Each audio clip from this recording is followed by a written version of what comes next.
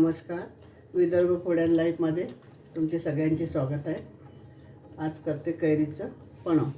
मी 2 कैऱ्या घेतलेल्या, छोटे धुवून घेतलेल्या आणि आता मिक्सरला कुकरला वापरून घेऊया. 2 कैरी आपण छान कुकरला शिजवून घेऊया.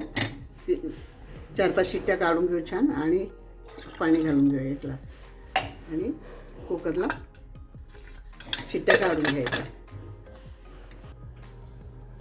आपण आंबे शिजवून घेतलेले, असा पल्प काढून घेतला त्याचा रस सगळा. आता त्याच्यामध्ये आपण गूळ घालूया 1 कप. ही कैरी आंबट राहते थोडी, त्याच्यामुळे याला गूळ थोडा जास्त लागतो. आणि ते दुसरी लांब कैरी राहते ते गोड राहतात चवीला, हे जास्त आंबट राहते. आता गूळ घालून एकजीव करून घ्यायचं याला छान.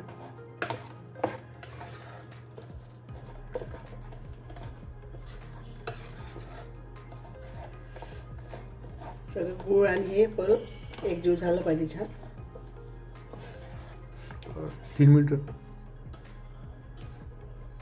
केलं तुम्ही का. आता आपण हे छान एकजीव करून घेऊया, गूळ आणि कैरीचा फळ.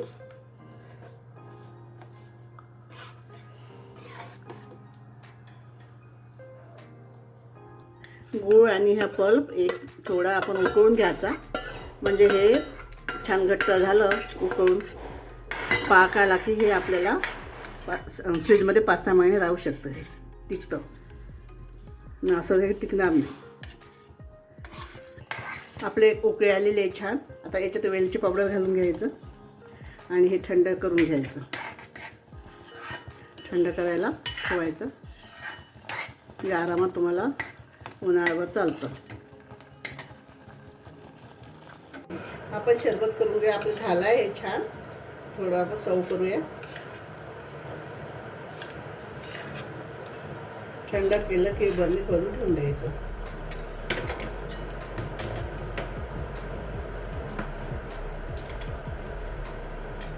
थोडं काळं मीठ टाकायचं चवीनुसार.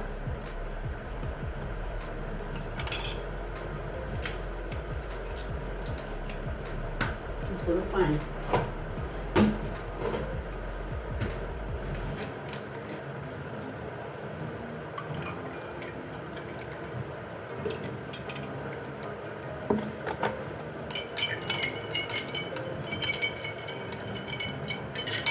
थोडा पल्प लागेल.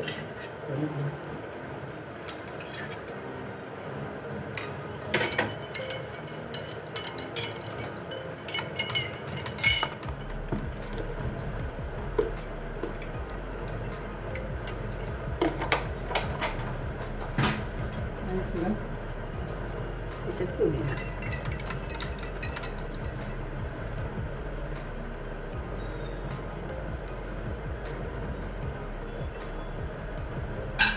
आपलं पणं रेडी आहे. कैरी पणे, कच्च्या कैरीचं पणं.